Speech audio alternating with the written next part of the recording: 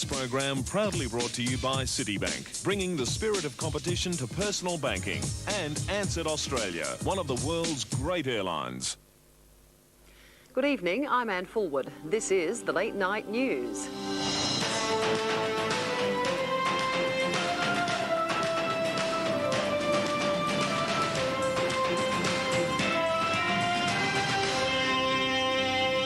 Heading the Late Night News, a question for the Commission. Once again, how much did Carmen Lawrence really know about the Eastern affair?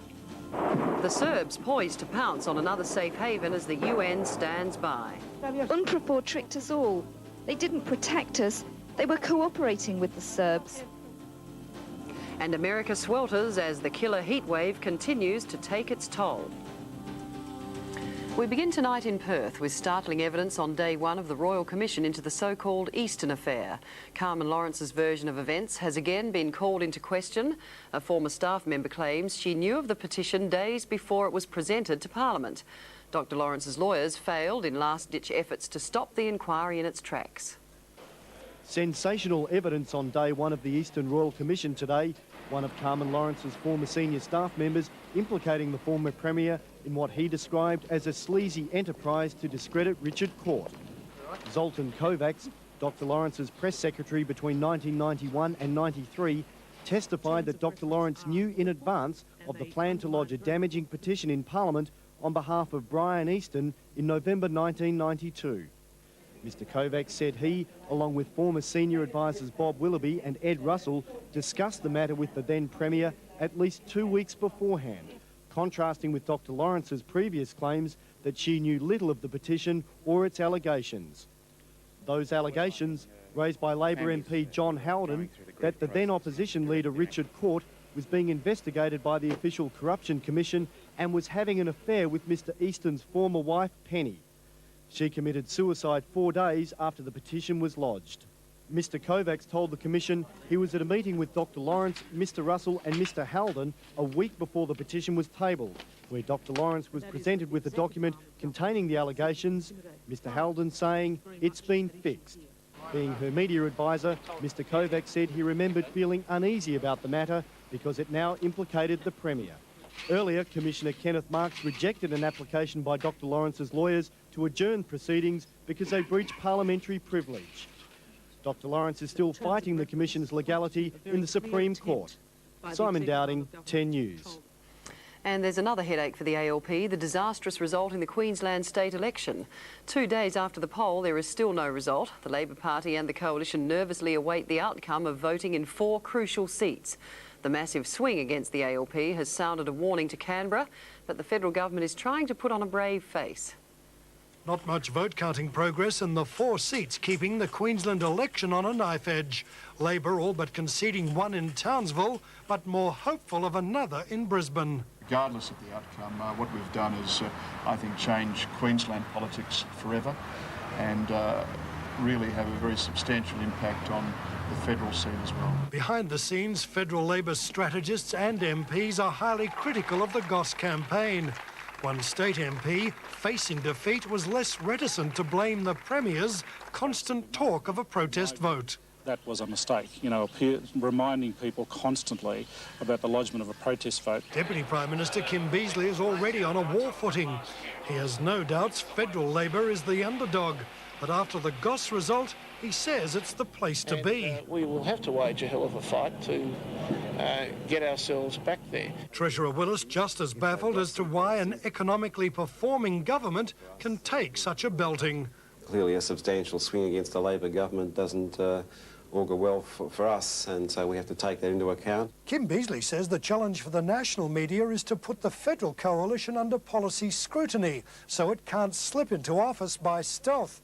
But John Howard will continue to thumb his nose at that tomorrow in his second headland speech, and that'll be a broad framework only. Nationals federal leader Tim Fischer taunted a news conference today by flashing his trade policy, but he says we'll have to wait until an election is called to see it. Paul Bongiorno, 10 News. Now to Bosnia, where another safe haven is about to fall. Serbian troops tonight are less than 2 kilometres from the Muslim enclave of Zepa, with UN troops forced to stand by. A 5-hour crisis meeting of British, French and US military chiefs in London failed to make a decision on whether or not to intervene. The French are keen to use firepower to protect the enclaves, but the other major powers are less enthusiastic. For the refugees, a seemingly hopeless wait for help. 4 days after the swiftest ethnic cleansing by Bosnian Serbs in this war, some 23,000 Muslims, separated from their fathers, husbands and sons, sought refuge in the northeastern town of Tuzla. Thousands moved from makeshift UN tents to schools and other buildings. Each refugee had a horror story of rape or murder to tell. This woman, who lost her son, says all she has left in life is his child. And she wonders, like everyone else here, why the world did so little to prevent this. UNPROFOR tricked us all.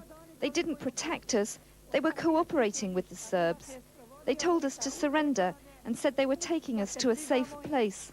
But when we arrived, they handed their weapons to the Serbs. And today, a second enclave, Zepa, is on the brink of collapse. 79 Ukrainian peacekeepers have abandoned 3 observation posts, while Serbs pound the home to some 15,000 Muslims with heavy mortars from the southwest. When Zepa falls, most predict the Bosnian Serbs will turn their offensive towards Gorazde, the 3rd Muslim enclave in the east. With thousands of Bosnian government troops and hundreds of UN peacekeepers, Gorazde is better prepared to defend itself, but it too will fall unless the international community comes to its rescue. What is safe haven? A joke? That seems to be a joke. So the Secretary General and the Security Council are a bunch of jokers. In Tuzla, the UN is trying to cope with the humanitarian crisis, but as peacekeepers in a war zone, they can make little difference. Back home, a teenager suspended for allegedly taking a marijuana plant to high school has been banned from ever returning to his class. The case underlines a dramatic increase this year in suspensions from New South Wales government schools. Only 13 when he was suspended, David Matthews didn't want a hair out of place on what he hoped would be his first day back at the Entrance High School. A short time later, he was headed for the office of the principal, Gordon Murray, with his parents. The Department of School Education again suggested 3 other schools in the area willing to take David, but his parents declined, saying he could receive a hostile reception elsewhere, and he should be with his friends at his old school. David, in March last year, dobbed himself in after 2 of his friends were caught with a small plant about 10 centimetres long. The police described the plant as green vegetable matter before destroying it. And though David was suspended for allegedly having marijuana on school property, he was never charged. Today, the department refused to add him to the Entrance High School roll. David's mother said she's prepared to mortgage her home to get legal fees and justice for her son. You have one child who is happy to come here and take all this harassment of these damn teachers, and they think they are God Almighty, will not educate him.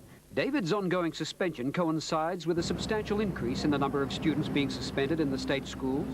More than 6,500 government school students were placed on short-term suspensions of up to 4 days during the first school term this year. David's parents say, if necessary, they'll take his case to the High Court. Harry Potter, 10 News. A Melbourne man's being hailed a hero after saving a toddler from his burning home. The man risked his own life to smash a window and rescue the youngster.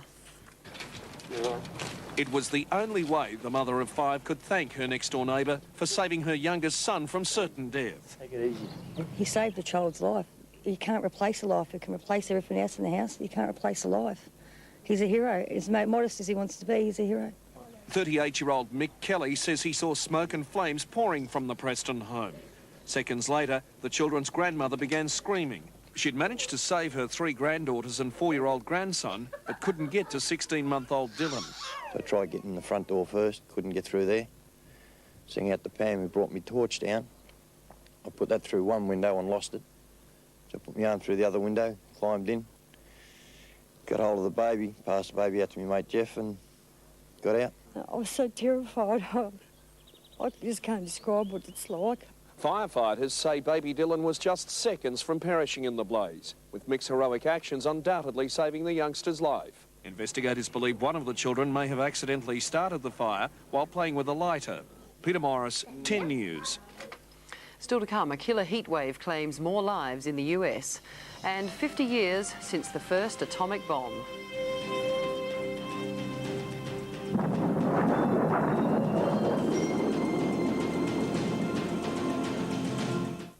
I decided I wanted to invest in a small property, in a small investment flat, basically. Carol had been to see her original home loan bank. Well, I didn't see why I should have to pay a higher interest rate just because I had money to invest in property. So she came to see us because she needed a lower rate of interest. Hold everything. Citibank announces a breakthrough rate of 8.95% on its new basic variable loan. That's one of the lowest variable rates for homeowners and investors. Very comfortable with what I've done. To find out more, just call us. At the first sign of cold and flu... Demazin! Take Demazin to relieve cold and flu symptoms. Demazin for cold and flu. Be a winner of Harvey Norman, your home office specialist. Buy any computer item for $250 or more and win up to $250 cashback discount. What a deal! Buy Perfect Office Professional version 3 for just $499 and get a voucher for Windows 95 free. Perfect Office Professional integrates WordPerfect, Quattro Pro, Presentations, Info Central, GroupWise, Envoy and Visual App Builder. 8 programs, $499 with free Windows 95 voucher and get up to $250 cashback. Harvey Norman.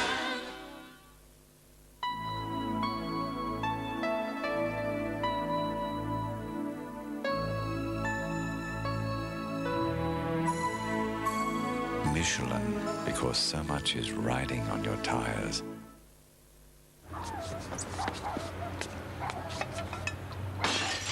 Give yourself a break and get breakfast in a flash at McDonald's.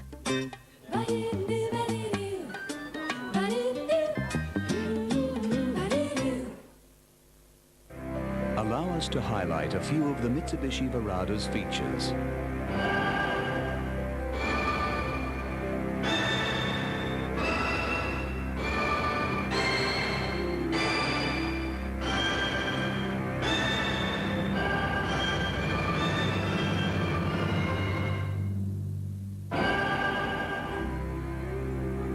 Mitsubishi Verada V6 Xi.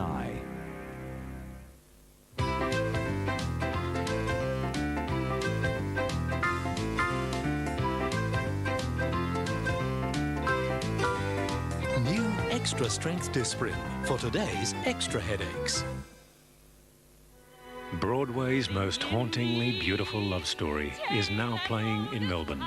Disney's Beauty and the Beast, the musical. Call your travel agent or Ansett Australia on 131344 now. Of course, he knows he shouldn't. Mind if I have a look? But sometimes, curiosity just gets the better of him. It's a diary. I mean, you're supposed to lock it up with a key. And curiosity killed the cat on Northern Exposure, 9:30 Tuesday on 10. More than 200 people have died in a killer heat wave that has the east and the Midwest of the United States sweltering. There's been some relief as temperatures fall slightly, but doctors are warning of more deaths and medical problems. The slightest of winds fanning Milwaukee, one of many Midwest cities trying to shake off oppressive heat and humidity. But the relief comes too late for some older residents. In most cases, those who died of heat-related causes lived on upper floors in non-air-conditioned, non-ventilated homes. A lack of power poses problems for some communities in the Northeast. We peaked the load because everybody was using their appliances, particularly their air conditioning, at the same time. As crews worked to repair the damage, a cold front moved into Pittsburgh, lifting a blanket of heat that had pushed temperatures to the 100 mark. Storms knocked down trees and power lines in Philadelphia and Delaware, where the heat has subsided, but life remains uncomfortable. Further down the East Coast, tourists moved about the nation's capital with a bit more ease. A climb up the steep, narrow steps of the Washington Monument, however, may have to wait until the next visit. The National Park Service closed the memorial for a 4th day because the air conditioning still isn't up to speed. As many as 100 people are feared dead after a massive explosion at the biggest arms depot in Brazil. Witnesses heard up to 8 explosions rip through gunpowder stores on a tiny island off Rio de Janeiro. The blast triggered a firestorm that could be seen 50 kilometres away. An accurate assessment of how many people were injured in the blast won't be known until rescue crews put out those fires. Iraqi President Saddam Hussein has warned the United Nations it must consider lifting crippling sanctions if his country is to continue to comply with weapons inspections. His warning follows the release earlier today of 2 Americans jailed earlier this year for straying into Iraqi territory from Kuwait. But the US says the men's freedom was not swapped for sanctions relief. The Iraqi leader made the plea during an address marking the July 17 revolution that brought his ruling party to power. As France prepares to restart its controversial nuclear testing program in the Pacific, the anniversary today of the first ever atomic bomb test. 50 years ago in the New Mexico desert, a blast that continues to rock the world. Days before, in this desolate place the Spanish called Jornada de Muerto, the journey of death, convoys moved across the desert. One scientist sat with the explosive core of the bomb in the back seat of a car. This is the nuclear explosive itself. And we drove down all day at high speed with a couple of armed escort cars. Physicist Philip Morrison was 29. This has, cost the country an enormous sum of money, and it cost my friends and myself many years of effort and sense of tension. And here we were ready to put it to the test for the first time. For 2 years, 2,500 scientists and technicians had worked at Los Alamos, a camp built around an old boys' school. Many were exiles from Nazi Germany. The final assembly was in this tent. It was a time of excitement and doubt. The bomb was lifted to the top of a 100-foot tower. One scientist feared an explosion could ignite all New Mexico. Scientists waited 20 miles away. Shortly before dawn, they were told to lie on the ground and turn away, eyes closed. Project Director J. Robert Oppenheimer was in the control room as the countdown began. The moment of truth was near. Then the flash of light. It was seen 250 miles away. A mushroom cloud rose 40,000 feet. These were Oppenheimer's thoughts. We knew the world would not be the same. Few people laughed. Few people cried. Most people were silent. I remembered the line from the Hindu scripture, "Now I am become death, the destroyer of worlds." I suppose we all thought that one way or another. The Russian President Boris Yeltsin remains in hospital tonight. Doctors now say he needs at least another week's treatment for a heart complaint. But his lengthy absence from the Kremlin seems to have caused little concern among Russians.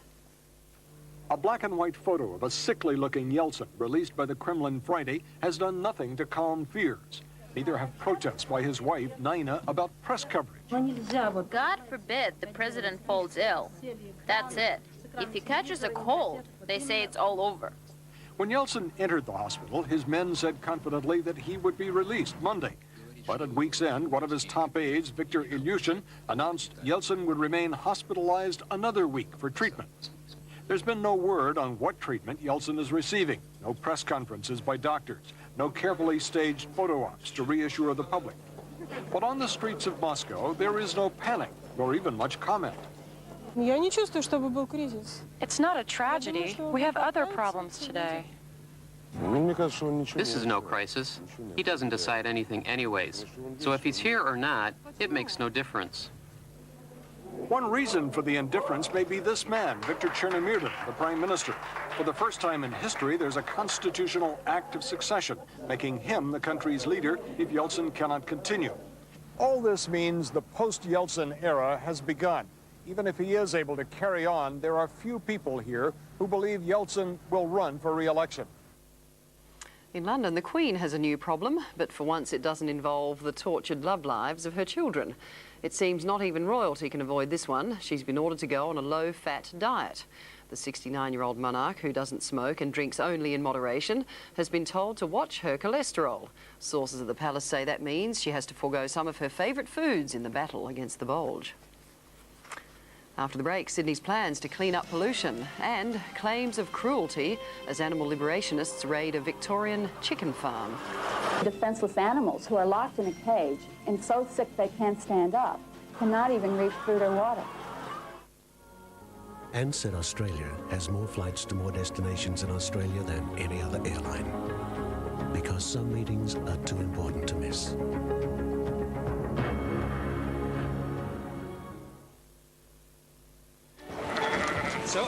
we should be having been split up in the spare room for the lambs next. Oh, this little fella, I won't have to call the queen me aunt. Sure, I haven't got the speaking phone. Can I play CDs? Print. And that's without going within a pulse or the hole in the wall. Miss Machinchi must have been behind the door and that. And when the video capture capability to make it check back. It's not the right picture. Ask myself when I sat down occupied the way.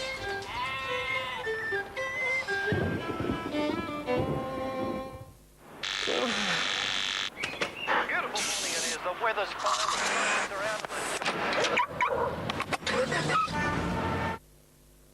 Uncle Toby's Breakfast Bars. For all the times you don't have time for breakfast. Before Nirvana, before Pearl Jam, there was The Doors. Now celebrating 25 years, the best of The Doors. Double CD, $34.95. Double cassette, $24.95. 19 of their greatest hits. The best of The Doors. And for the first time on CD, Jim Morrison's An American Prayer. Get it now. When you have a cough, it goes where you go. The trouble is, cough liquids don't, unless of course you have very big pockets. That's why Actifed has introduced Actifed liquid caps. Each easy-to-swallow capsule contains a precise dose of non-drowsy cough liquid, so you can take them anywhere and leave your cough behind. New Actifed liquid caps, the cough liquid you can take anywhere. I don't know why I love you, but I do. I don't know why I cry so, but I do. I only know I'm lonely and that I want you only. I don't know why I love you, but I do.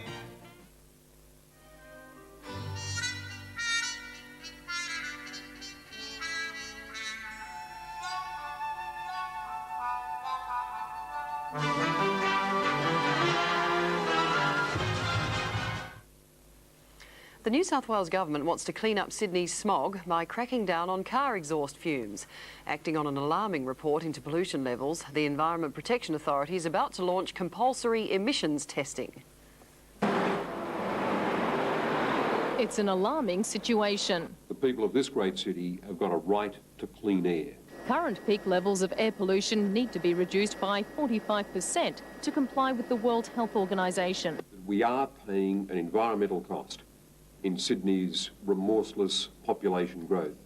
The government hopes to solve the problem through compulsory vehicle emission tests, which will be introduced in the next couple of years. And the reason for that is that there is no perfect test anywhere in the world, and we're looking at the overseas experience in order to get the best. The tests will be carried out during the annual roadworthiness inspections. The government also hopes to cut back on urban sprawl by building 20,000 units on old industrial sites close to the city. This in turn will cut back on the use of cars. More transit lanes will also be provided to encourage carpooling. Lyndall Davies, 10 News. There was some encouraging news today for wildlife workers concerned about the environmental effects of the Iron Barren oil spill off Tasmania. Extensive monitoring of the large penguin population on 9th Island overnight has revealed most aren't badly affected by the oil, as had been feared.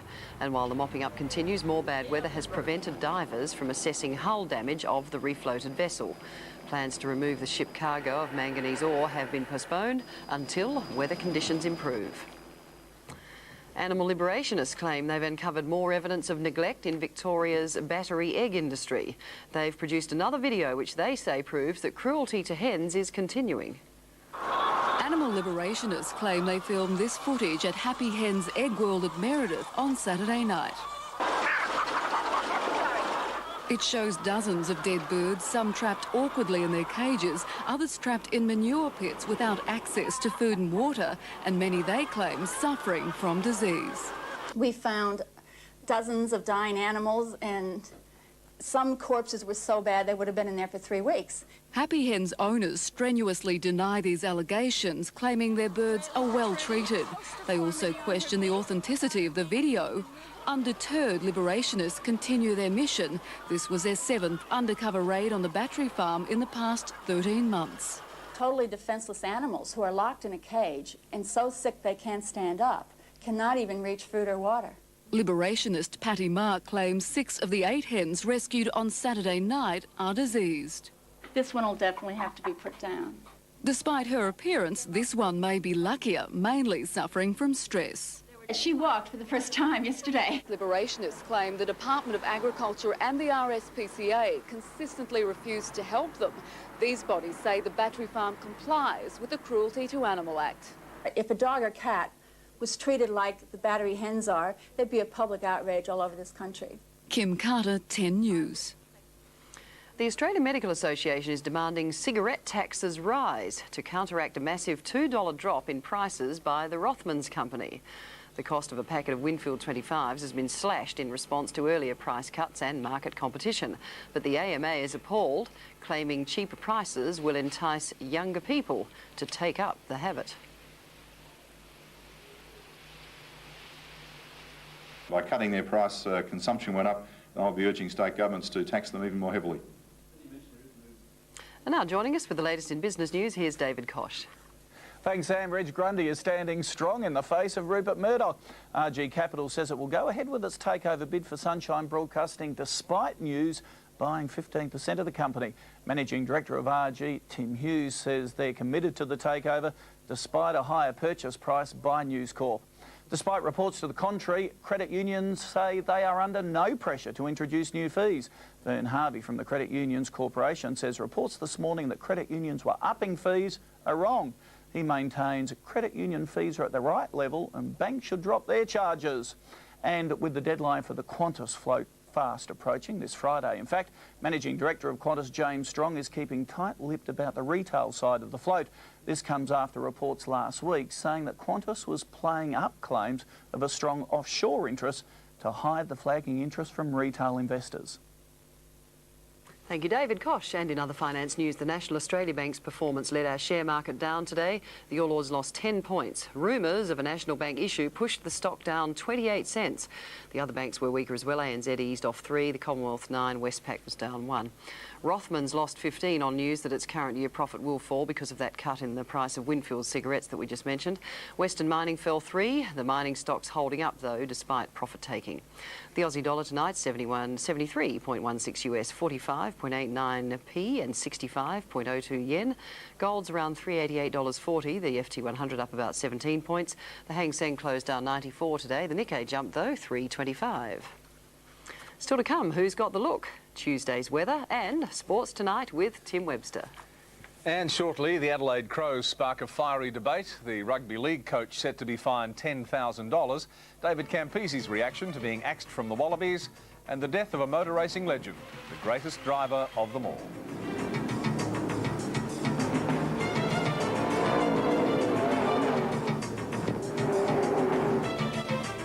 Well, we started having a look at sort of rental properties. Or just a small place. Yeah. We could let out for some extra income. I don't think Citibank was the first bank they approached. And then we heard about Mortgage Power. I simply explained how Citibank Mortgage Power was a very sound investment tool. It lets you access the equity in your own home to invest in other things. It was very refreshing because he was very upfront with us. And the tax. And we even saved on tax. Yes. Yeah. Oh, so frankly, our other bank it couldn't compete with Citibank's whole approach. No, they were great. To find out more, just call us on 1800 80 1000.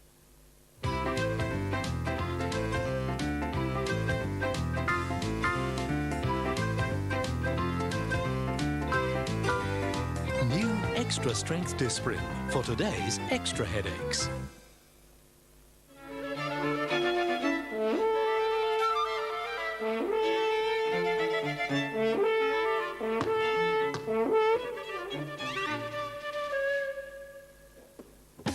If you'd like your organisation to become more adept at handling change, Anderson Consulting can help you integrate all the parts. Because these days, the organisation that performs together transforms together.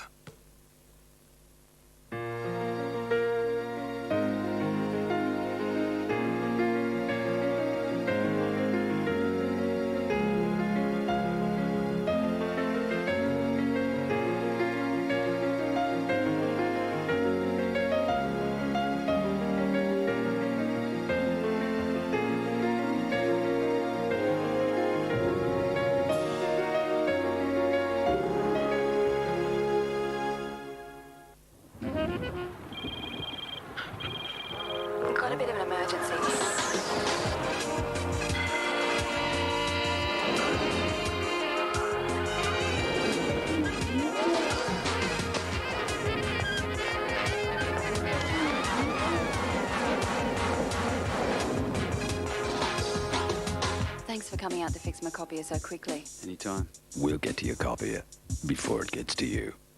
Canon. Unlike some other cold or flu products that can slow you down during the day or keep you awake at night, Day and Night from Park Davis provides relief all day and all night. Tom Hanks, superstar, talks candidly with Oprah Winfrey. The second actor ever to win back-to-back Oscars. On Forrest Gump and his latest mission to the moon. Houston, we have a problem. Oprah presents Tom Hanks, 9:30 Wednesday on 10. Now to the weather, and it was chilly in the south of the continent today. Canberra was 9, Melbourne 13, Brisbane a lot warmer, 22. Showers in Perth and Adelaide, and Darwin, of course, 32 degrees. On the satellite, a large cloud band's covering much of southeastern Australia. That will bring rain. On tomorrow's chart, high over South Australia, cold fronts to the south and the west. For tomorrow, fine and very warm in northern Queensland, nice place to be. Cloudy in Sydney with 16, Melbourne 12 and showers. Adelaide 14 degrees and showers as well. Hobart mainly fine, but a cool 12. Finally tonight, it's what many young girls dream of, fame and fortune on the international catwalks. 7 teenagers have gathered in Sydney hoping they've got it. That is, the look that brings them fame in the future. They're 14 to 19 years old, and all 7 are finalists in the Look of the Year. Just do your best, Wayne, just do your best. Today, judges gently grilled them about their ambitions. Most of these hopefuls are new to the business. I'm a kitchen hand, strip chickens and things like that. The girls are judged on many things: their skin, their hair, their personalities. I don't really think I'm sort of above average.